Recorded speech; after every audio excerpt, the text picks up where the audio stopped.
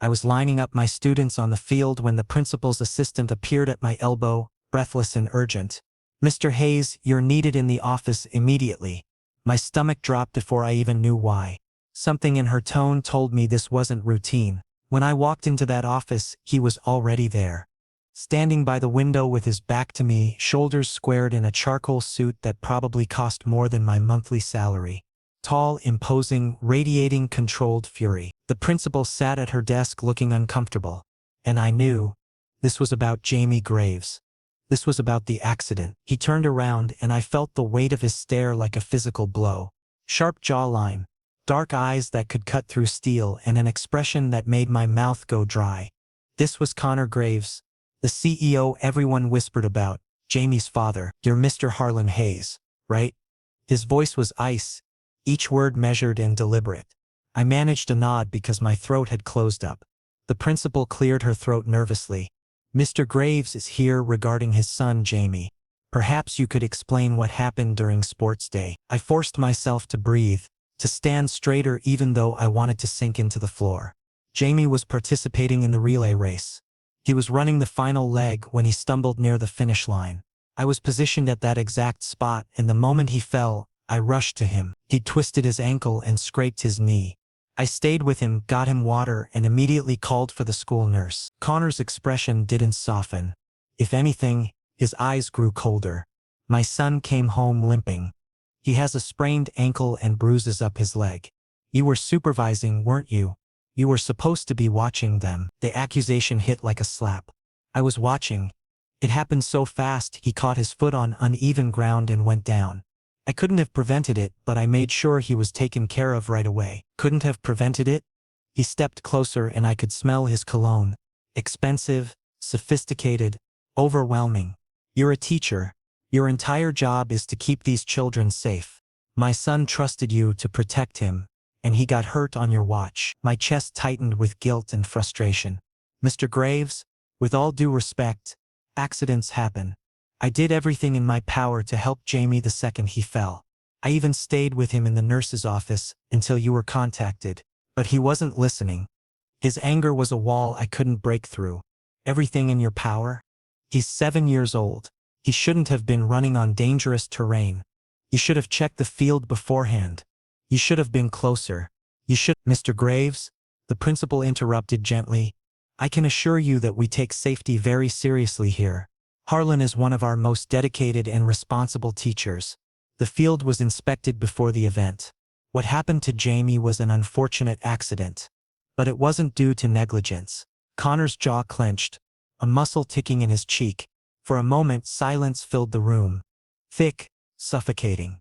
He looked at me like he was trying to see past my words, searching for some truth he could believe in. But all I saw in his eyes was pain wrapped in fury. The pain of a father who'd seen his child hurt and needed someone to blame. "I want a full report of what happened," he finally said, voice tight. "Every detail. I want to know who else was supervising, what safety measures were in place, and why my son ended up injured." The principal nodded quickly. "Of course, Mr. Graves. We'll prepare everything for you." He gave one last look in my direction, cold, dismissive, and walked out without another word. The door closed behind him, and I stood there feeling like I'd been put through a shredder. My hands were trembling, and my heart hammered against my ribs. "Don't take it personally, Harlan," the principal said quietly. "He's a protective father. He'll calm down once he sees the facts." But I couldn't shake the feeling that this wasn't over. The way he'd looked at me, the intensity of his anger, it felt personal even though we were strangers. I gathered myself and left the office, returning to my classroom where my students were waiting. But I couldn't focus. Every time I closed my eyes, I saw Connor Graves standing there blaming me for something I couldn't control. That evening, I drove home in a daze. The city lights blurred past my window as I replayed the confrontation in my mind. Was I really at fault? Could I have done more? The questions circled endlessly, feeding my anxiety. Jamie was such a sweet kid, energetic, curious, always smiling. The thought of him in pain because I'd failed him somehow made my stomach twist. I parked in my driveway and sat there for a moment, staring at nothing. My phone buzzed, pulling me from my thoughts. An unknown number. I almost ignored it, but something made me open the message. We need to talk. Meet me tomorrow, 7 p.m. Coffee shop near your school. Connor. My breath caught in my throat. I read the message 3 times, trying to understand what it meant. Was he planning to confront me again? Threaten legal action?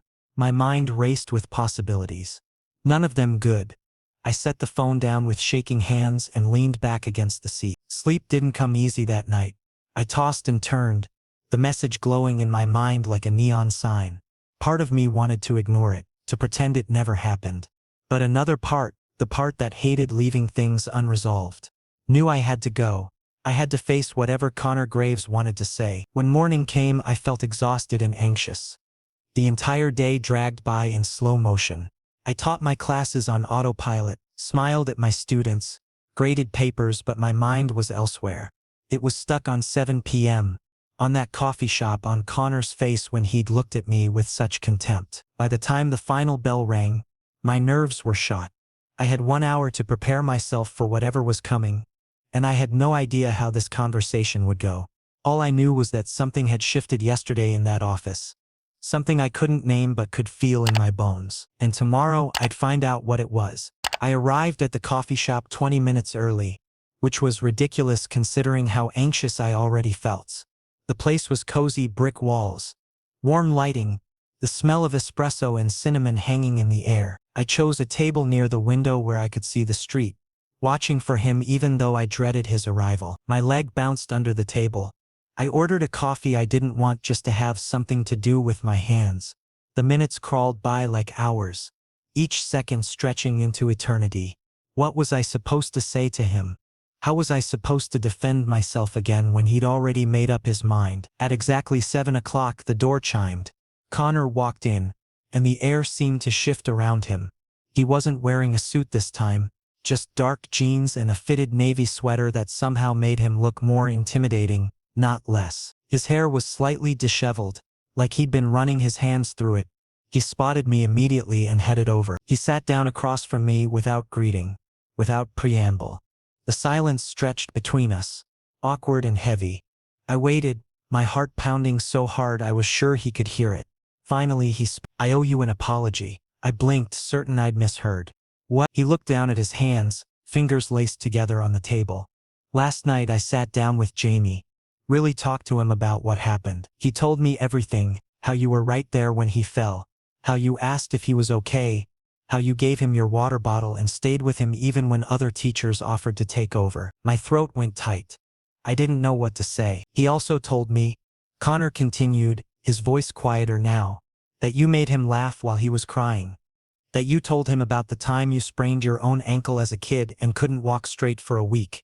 He said you made him feel brave." I felt heat creep up my neck.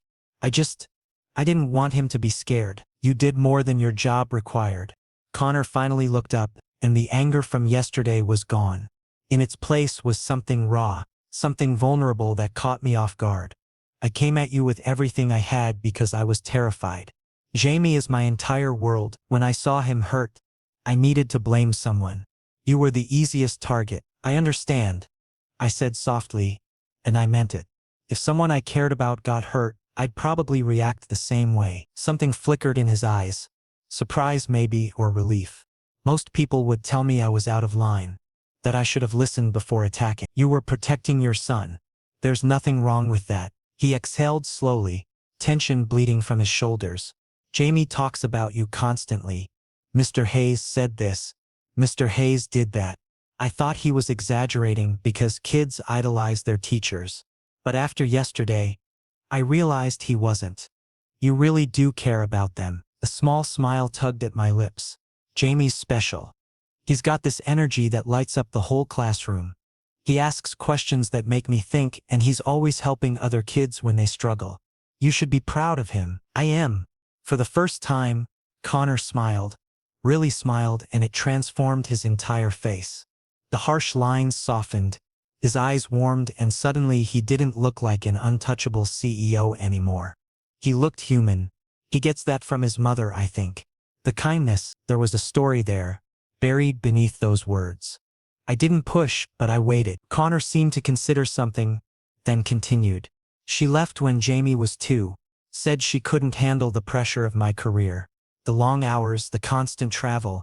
I tried to make it work, but one day I came home and she was just gone.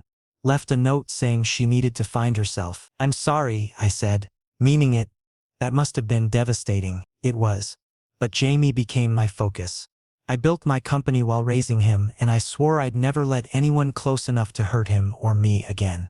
He paused, studying me with an intensity that made my pulse quicken. I've kept that promise for 5 years. Until yesterday, I thought I was doing fine. What changed yesterday? You. The single word hung in the air between us. You showed me that maybe shutting everyone out isn't protecting Jamie. Maybe it's just making us both lonely. I didn't know how to respond to that. My coffee had gone cold, but I wrapped my hands around the cup anyway, needing something to anchor me. We sat in silence for a moment, not uncomfortable this time, just present. Tell me about you, Connor said suddenly. I unloaded my history on you. It's only fair. So I did. I told him about growing up in a small town where everyone knew everyone. About my parents who wanted me to take over the family business but couldn't understand why I wanted to teach instead. I told him about moving to the city alone, about the struggles of building a life from scratch, about the nights when loneliness felt like a physical weight on my chest. He listened not just politely but genuinely. He asked questions, laughed at the right moments, and when I mentioned my family's disappointment, his expression turned sympathetic. They don't see what you're doing as valuable? He asked. They think I'm wasting my potential, that I should be making more money, doing something important. I shrugged, trying to play it off even though it still stung. Teaching isn't gallows to them. Teaching is everything, Connor said firmly. You're shaping lives every single day.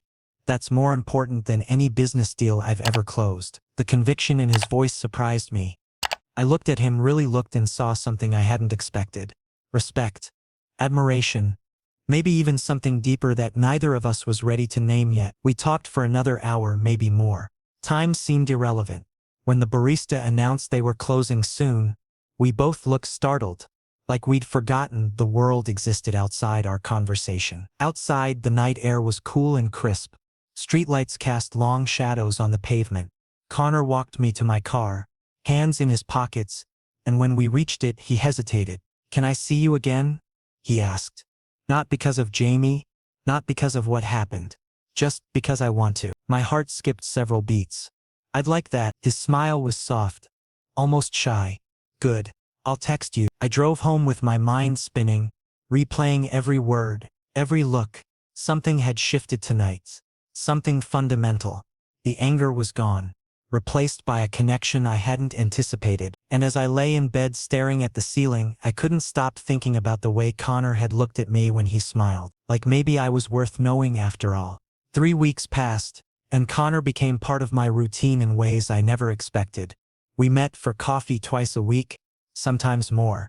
We texted throughout the day, him sending photos of Jamie doing something adorable, me sharing funny stories from class. It felt natural, effortless, like we'd known each other far longer than we actually had. Sometimes Jamie joined us, and those moments revealed a side of Connor I found myself drawn to more and more. He was patient when Jamie interrupted to show us a drawing. He listened intently when his son rambled about dinosaurs or space or whatever fascination had captured his attention that week. But he also set boundaries with gentle firmness, teaching without lecturing, guiding without controlling. Watching them together did something to my chest, made it feel too full, too warm. I'd catch myself smiling for no reason, or thinking about their laughter when I should have been grading papers. My feelings were changing, deepening into something that scared me because I hadn't felt this way in years. And I was almost certain Connor felt it too. The way his hand would linger on my shoulder when we said goodbye. The way his eyes would find mine across the coffee shop and hold just a second too long. The way he leaned closer when we talked, like he couldn't help being drawn into my orbit. Neither of us acknowledged it. We danced around the tension, keeping things friendly and safe even as the air between us crackled with unspoken possibilities. Then came the school's autumn festival. Jamie was performing in a play, and Connor had asked if I wanted to sit with him. Of course I'd said yes, and now we were side by side in the auditorium, our shoulders almost touching in the crowded space. Jamie appeared on stage dressed as a tree, and Connor's entire face lit up with pride. He pulled out his phone to record, and I found myself watching him instead of the performance.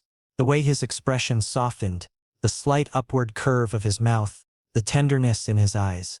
It was beautiful. When the play ended, we waited for Jamie backstage. Other parents milled around, chatting and congratulating their children. Connor stood close to me, close enough that I could feel the warmth radiating from his body. "Thank you for coming," he said quietly. "It means a lot to both of us. I wouldn't have missed it." Jamie came running over, still in his tree costume, and threw his arms around Connor's waist. "Dad, did you see me? Did I do good?" "You were perfect, buddy." Connor knelt down, fixing a branch that had gone askew on Jamie's costume. "I'm so proud of you, Mr. Hayes. Did you like it?" Jamie turned those bright eyes on me and my heart melted. "You were the best tree I've ever seen," I said seriously. And Jamie giggled. "Can Mr. Hayes come to dinner with us?" Jamie asked, looking up at his father with hopeful eyes. "Please? We're getting pizza." Connor glanced at me, and there was a question in his expression that went beyond dinner plans. "If he's free, absolutely. I'm free," I said, perhaps too quickly. We ended up at a small Italian place Jamie loved. He chattered non-stop about the play, the rehearsals, his friends' costumes. Connor and I exchanged amused looks over his head, and every shared glance felt significant, weighted with meaning. By the time we finished eating, Jamie was yawning, exhausted from the excitement. Connor carried him to the car, and I walked beside them through the parking lot. The night was clear, stars visible despite the city lights, and something about the moment felt suspended in time. "He's going to crash the second we get home," Connor said, adjusting Jamie's weight in his arms. "Babysitter's already there. She'll put him to bed." I nodded, unsure what to say. We'd reached my car and the evening was ending, but I didn't want it to. I wanted to stay in this bubble where everything felt right and possible. "Harlan." Connor's voice was different, lower, more serious. Jamie was already half asleep on his shoulder, oblivious to the tension suddenly humming between us. "Would you want to come over?" After I'd put Jamie down, we could talk. The word talk held layers of meaning. My mouth went dry. Yes. He gave me his address, and I followed his car through the city streets to an upscale neighborhood I'd never visited. His house was beautiful, modern but warm, with large windows and careful landscaping. I parked and waited in my car, watching as he carried Jamie inside. 15 minutes later, he texted, "Coast is clear. Come in." My hands shook as I walked to his front door. He opened it before I could knock, and suddenly we were alone in his entryway. The house quiet around us. "Wine," he offered, and I nodded because I needed something to do with my hands. We settled in his living room, a space that was sophisticated but lived in, with Jamie's toys in a basket by the fireplace and family photos on the mantel. Connor poured 2 glasses of red wine and sat beside me on the couch, closer than strictly necessary. "I need to tell you something," he said after a long silence. His eyes were on his wineglass, watching the liquid swirl. "And I don't know how you're going to take it." My heart hammered. "Okay, I haven't felt like this in years. Since before Jamie's mother, maybe never this intensely." He set his glass down and finally looked at me, and the vulnerability in his expression took my breath away. "You've gotten under my skin, Harlan. I think about you constantly. When I'm in meetings, when I'm with Jamie, when I'm trying to sleep. You're always there." I couldn't speak. My entire body felt electrified. "I know this is complicated," he continued, words coming faster now, like he needed to get them all out. "I'm a single father. My life is demanding and messy. I have baggage and walls I spent years building. But you make me want to tear them down. You make me believe that maybe I could let someone in again." "Connor," I started, but he shook his head. "Let me finish. Please." He took a breath. "I don't know what this is between us, but I can't ignore it anymore. And I need to know if you feel it too, or if I'm completely misreading everything." I set my own glass down and shifted to face him fully. "You're not misreading anything. I feel it too. Every time we're together. Every time you text me. Every time I see you with Jamie. It terrifies me because it's so much, so fast. But I can't help it." Relief flooded his features. "Thank God. I thought I was going crazy." We sat there for a moment, just looking at each other, and the air between us felt charged with electricity. Then, slowly, Connor reached out and cupped my face with his hand. His thumb brushed my cheekbone, gentle and questioning. "Can I kiss you?" he whispered. Yes, he leaned in and our lips met, soft at first, tentative, like we were both afraid to break the spell. But then something ignited and the kiss deepened. His hand slid to the back of my neck, pulling me closer, and I responded with equal hunger. All the weeks of tension and want pouring into this single moment. When we finally broke apart, we were both breathing hard. Connor rested his forehead against mine, eyes closed. "Stay," he murmured. "Stay with me tonight," and I did. The elevator ride to Connor's penthouse felt like ascending into another world. When the doors opened directly into his home, I stepped into a space that took my breath away. Floor-to-ceiling windows framed the glittering cityscape, creating a backdrop that belonged in a magazine spread. Everything was sleek lines and muted elegance, yet somehow it still felt lived in. Jamie's drawings magneted to the fridge, a stack of children's books on the coffee table. Connor removed his jacket slowly, and I noticed the slight tremor in his fingers. The confident CEO was gone, replaced by someone far more uncertain. He moved to the bar cart and poured amber liquid into 2 crystal glasses, the bottle clinking against the rim because his hands weren't quite steady. "I haven't been with anyone since she left," he said quietly, passing me a glass. 5 years, I'd forgotten what this nervousness feels like. I took the whiskey, our fingers brushing. "We can just talk if you'd prefer. There's no timeline here." But even as I said it, the air between us hummed with anticipation. We both knew where this evening was headed, had known since the moment I agreed to come here. The question was whether we'd let ourselves take that step. Connor sat beside me on the couch, not at a safe distance, but close enough that his thigh pressed against mine. "I don't want to just talk, Harlan. I've been thinking about this for weeks now. Every time we've been together, I've wanted—" He trailed off, but his eyes said everything his words couldn't. I set my glass down on the table and turned to face him fully. "Then show me." That was all the permission he needed. His hand came up to cup the back of my neck, pulling me in for a kiss that was nothing like the tentative one we'd shared before. This was need and hunger and weeks of suppressed desire finally unleashed. I responded in kind, my hands finding the solid warmth of his chest through his shirt, feeling his heartbeat racing beneath my palm. We kissed until we were both breathless, until my lips felt swollen and my body thrummed with want. Connor's hands mapped my body with reverent exploration, like he was memorizing every plane and curve. When he pulled back to look at me, his eyes were dark with desire. "Bedroom?" he asked, voice rough. I nodded, incapable of words. His bedroom was simpler than the living room, a large bed with white linens, minimal furniture, nothing unnecessary. But I barely registered the details because Connor was guiding me backward toward the mattress, his mouth never leaving mine for more than a heartbeat. We undressed each other with fumbling urgency tempered by careful attention. Each revealed inch of skin was met with kisses, with whispered appreciation, with touches that made me shiver. When we were finally bare before each other, Connor paused, his gaze traveling over me with such intensity that I felt exposed in the best possible way. "You're incredible," he murmured, and then we were falling onto the bed together, limbs tangling, mouths seeking, hands exploring. What followed was a revelation. Connor was attentive and passionate, generous and demanding all at once.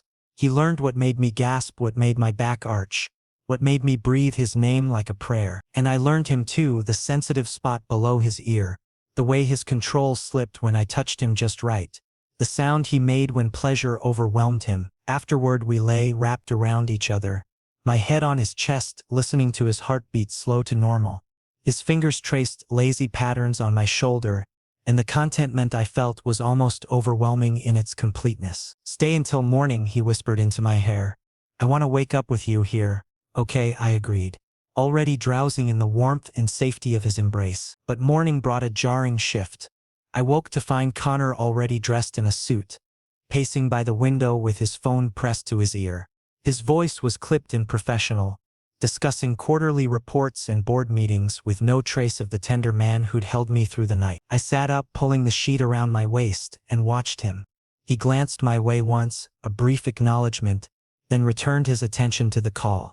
The dismissal stung more than it should have. When he finally ended the conversation, he straightened his tie and picked up his briefcase. "I have back-to-back meetings starting in an hour. There's coffee in the kitchen, and you're welcome to anything in the fridge. Just pull the door closed when you leave." It locks automatically. His tone was cordial but distant, like I was a guest rather than someone he'd been intimate with hours ago. My stomach twisted. Connor, wait. Can we talk about last night? What about it? He paused, hand on his briefcase but didn't quite meet my eyes. About what it meant. About where we go from here. Something flickered across his face. Guilt, maybe, or fear. I have to go, Harlan. We'll talk later. But the way he said it made me doubt we would. I dressed quickly after he left. The silence of the penthouse oppressive now. As I rode the elevator down, humiliation and confusion warred in my chest. Had last night meant nothing to him? Was I just a momentary lapse in judgment he already regretted? The days that followed confirmed my worst fears. No calls, no texts, radio silence. At school, Jamie chattered about his weekend as usual, completely unaware that his father and I had crossed a line we couldn't uncross. I smiled and responded appropriately, but inside I was crumbling. A week passed, then another. I started to believe that what we'd shared was simply over before it truly began.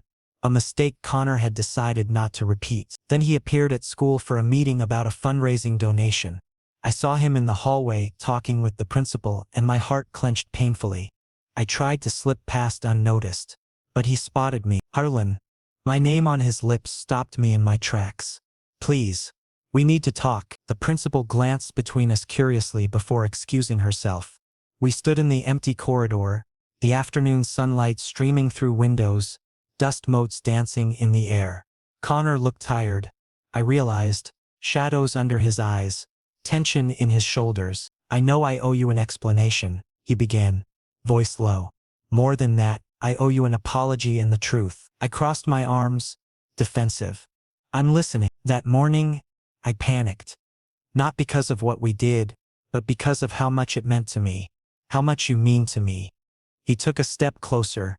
I've spent 5 years building walls, convincing myself I was fine alone. Then you came along and made me feel things I'd sworn I'd never feel again. It terrified me. My anger softened slightly, but I held firm. So you pushed me away, shut me out completely. Yes. And it was cowardly and cruel, and I'm sorry. His eyes finally met mine, raw and honest. I've been miserable without you, Harlan. Every day I picked up my phone to call and couldn't find the courage. I was afraid you'd tell me to go to hell and I'd deserve it. You would, I agreed, but my voice was gentler now. I've been miserable too, for the record. Wondering what I did wrong, if I'd misread everything between us. You didn't misread anything. It was all real. He reached for my hand tentatively, and I let him take it. I'm asking for another chance. To do this right. To not scared when things get intense. I studied his face, searching for sincerity, and found it in abundance. No more disappearing acts. If you're scared, you tell me. We deal with it together. Together, he agreed and pulled me into an embrace right there in the school hallway, unconcerned with propriety or who might see. I promise. True to his word, Connor didn't disappear again. Instead, he showed up consistently, deliberately, proving through actions that he meant everything he'd said. He took me to dinner at restaurants, where he was clearly a regular, introduced me to colleagues, without hesitation, made space for me in his meticulously ordered life. But more importantly, he let me see beneath the polished exterior. Late-night conversations revealed the insecurities he hid behind confidence, the fear that he wasn't enough as a father, the loneliness that had become so familiar he'd mistaken it for contentment. I shared my own vulnerabilities in return, the self-doubt that plagued my teaching, the ache of family disappointments, the times I wondered if I'd ever truly belong anywhere. Jamie noticed the change. Children are perceptive in ways adults forget, and he picked up on the shift in dynamics immediately.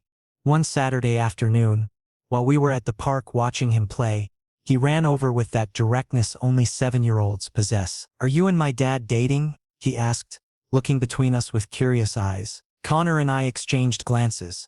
We'd discussed this moment, knowing it would come eventually, but the reality still made my pulse quicken. Connor knelt to Jamie's level. "How would you feel if we were?" he asked gently. Jamie considered this with the seriousness of a judge. Would Harlan come over more? Like a lot more? Probably yes. A grin split Jamie's face. Cool. He makes really good pancakes and he's funny. and he doesn't get mad when I ask too many questions. He looked at me. You're gonna be around now, right? The simple acceptance in his voice nearly undid me. If that's okay with you, I'd really like that. It's okay. Then with the abrupt shift of childhood attention, he ran back to the playground, crisis resolved in his mind. Connor stood, his hand finding mine and squeezing. Well, that went better than expected. He's an amazing kid.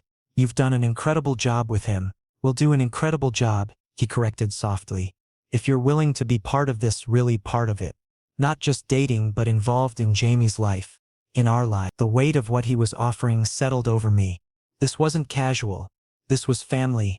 Messy and complicated and beautiful. I'm willing. More than willing. The next few months felt like falling into a rhythm I didn't know I'd been missing. Weekday dinners at Connor's place became routine.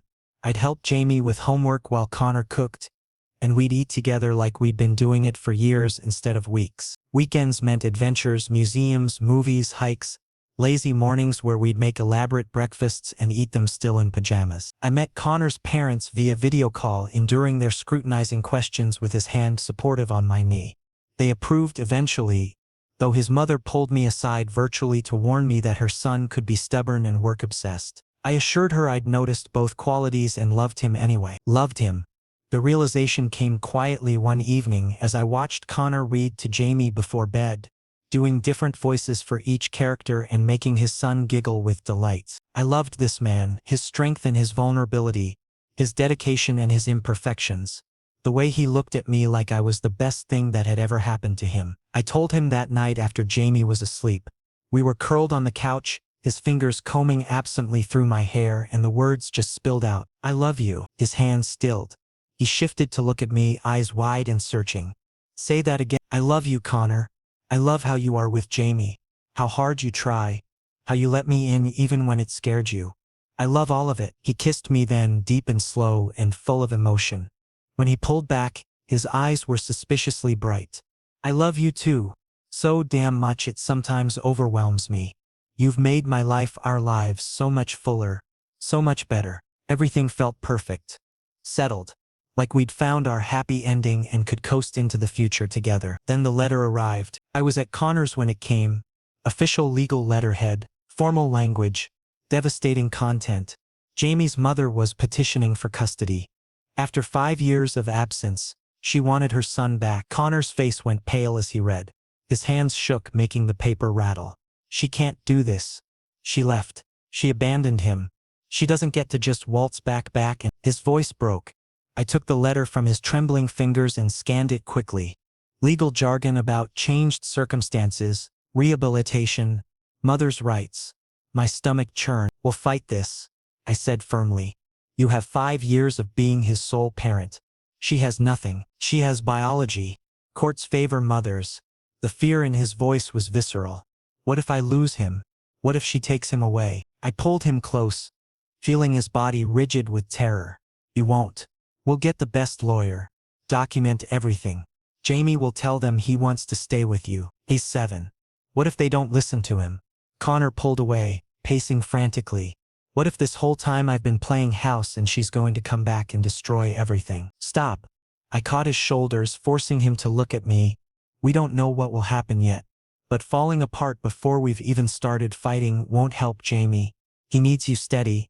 Needs to know you're not giving up. Connor closed his eyes, taking shuddering breaths. You're right. You're right. The thought of losing him. I know. But you have me in this fight too. Whatever you need, however I can help, I'm here. He opened his eyes and the gratitude in them was profound. I don't deserve you. Yes, you do. Now let's figure out our next steps. We hired a lawyer that week, a sharp woman who specialized in custody cases and had an impressive track record. She was optimistic but realistic. Biology did matter to courts, but so did established parenting and the child's preferences. The fact that Jamie's mother had been absent for 5 years worked heavily in Connor's favor. Still, the process was grueling. Depositions, home studies, character witnesses. Connor was stretched thin between work obligations and legal preparations.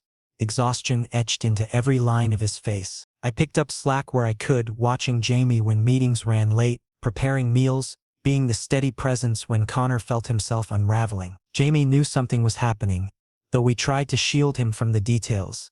He grew quieter, more clingy, and my heart broke watching his carefree joy dim under the weight of adult conflicts he couldn't fully understand. The court date was set for 6 weeks out. 6 weeks of uncertainty, of fear, of clinging to each other and hoping it would be enough. The courtroom was sterile and intimidating. All dark wood and formal procedure. Connor sat at the plaintiff's table in his sharpest suit, looking every inch the successful businessman, but I could see the terror beneath the composed exterior. I sat in the gallery, unable to do anything but be present, a silent support. Jamie's mother, Nicole, sat across the aisle with her lawyer. I studied her covertly, this woman who'd walked away and now wanted back in. She was put together, professional-looking, but her eyes kept darting around nervously. Whatever confidence she projected was clearly forced. The proceedings began with opening statements. Her lawyer painted a picture of a woman who'd struggled with postpartum depression, who'd made the painful decision to leave rather than harm her child, who'd spent 5 years getting treatment and rebuilding herself. They argued she deserved a chance to be a mother now that she was stable. Our lawyer countered with facts: 5 years of single parenting, of showing up every single day, of building a stable, loving home.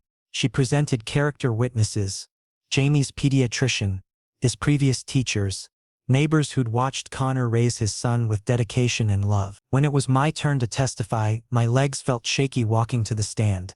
I swore to tell the truth and met Connor's eyes briefly for strength. "How long have you known Mr. Graves?" our lawyer asked. "About 8 months. I'm Jamie's teacher at school. And in that time, what have you observed about Mr. Graves as a father?" I thought carefully about my answer. "He's devoted. He never misses a school event. Always responds immediately to any concerns. Volunteers for field trips despite his demanding job. But more than that, he knows his son. He knows Jamie's fears and dreams. What makes him laugh. How to comfort him when he's upset. That kind of knowledge only comes from being present every single day." The opposing lawyer cross-examined me, trying to suggest I was biased due to my relationship with Connor. I didn't deny it. Yes, we were together. Yes, I cared about both of them. But that didn't change the observable facts of Connor's parenting. Then came the hardest part: Jamie's interview. The judge spoke with him privately, and the 40 minutes he was gone felt like hours. Connor's knee bounced anxiously under the table. I sent him every ounce of mental support I could muster. When Jamie emerged, his eyes found his father immediately. He didn't cry, but his face was serious in a way that made him look much older than 7. The judge took a recess to review everything. We waited in a small conference room, the silence oppressive. Connor held my hand so tightly it hurt, but I didn't complain. If causing me physical pain helped him cope, I'd endure it gladly. "Whatever happens," he said quietly, "thank you for standing with me through this. There's nowhere else I'd be." When we were called back, my heart hammered so hard I felt dizzy. The judge, a stern woman in her 60s, looked at both parties before speaking. "This court recognizes that biology is a factor in custody determinations, but it is not the only factor. The primary consideration must always be the best interest of the child." She paused, glancing at her notes. "Jamie has expressed a clear preference to remain with his father. He has an established home, school, community, and support system. While the court acknowledges Ms. Martinez's progress in addressing her mental health concerns, 5 years of absence cannot be immediately overcome." Connor's grip on my hand tightened further. "Therefore, primary physical custody will remain with Mr. Graves. Ms. Martinez will be granted supervised visitation, with the possibility of increased access pending successful completion of family therapy sessions." Relief crashed over me so powerfully I nearly sobbed. Connor's eyes closed, his whole body sagging. We'd won. Jamie was staying home. Outside the courthouse, Jamie ran to his father, and Connor swept him up despite the boy's growing size. "We won, buddy. You're staying with me." "I told the judge I wanted to stay with you in Harlan," Jamie said matter-of-factly. "Because you're my family." The simple statement made tears I'd been holding back finally spill over. This child, this brave, wonderful child, had fought for us as much as we'd fought for him. That evening, we celebrated quietly at home. Nothing elaborate, just the 3 of us, pizza and a movie Jamie had been wanting to watch. The normalcy of it felt precious after weeks of stress and uncertainty. After Jamie went to bed, Connor and I sat on the balcony overlooking the city. He'd been quiet since we got home, processing everything. I waited, giving him space to work through his thoughts. Finally, he turned to me.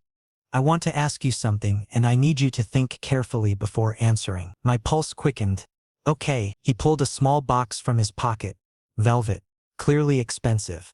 When he opened it, a simple platinum band caught the light. These past months with you have been the happiest of my life. You've made our family complete in ways I didn't know were missing. Marry me, Harlan. Not someday. Not eventually. Soon. I want you legally bound to us.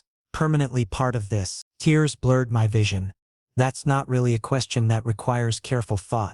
Yes. Absolutely yes. He slipped the ring onto my finger, a perfect fit, and kissed me with a tenderness that spoke of promises and futures and forever. When we finally broke apart, we were both crying and smiling simultaneously. Jamie's going to lose his mind, I said, laughing through tears. Let's tell him in the morning. Tonight is just us. We stayed on the balcony for hours, planning a future that suddenly felt certain. A small ceremony, just family and close friends, combining households officially. Maybe eventually, adopting more children together. The possibilities stretched before us, bright and limitless. When we finally went to bed, I lay in Connor's arms thinking about how drastically my life had changed in less than a year. A sports day accident had led to confrontation, which had led to connection, which had led to love and family and belonging. The next morning, Jamie spotted the ring immediately at breakfast. His eyes went wide, then a grin spread across his face. Does this mean Harlan is staying forever and ever? Forever and ever, Connor confirmed, ruffling his son's hair. Yes. Jamie pumped his fist in victory. Can I be in the wedding? And can we get a dog after? Families with two dads should definitely have a dog. We laughed, and in that moment I understood that this was just the beginning. There would be challenges ahead, blending lives, navigating parenthood together, facing whatever obstacles came our way. But we'd face them as a family, united and strong. And that made all the difference.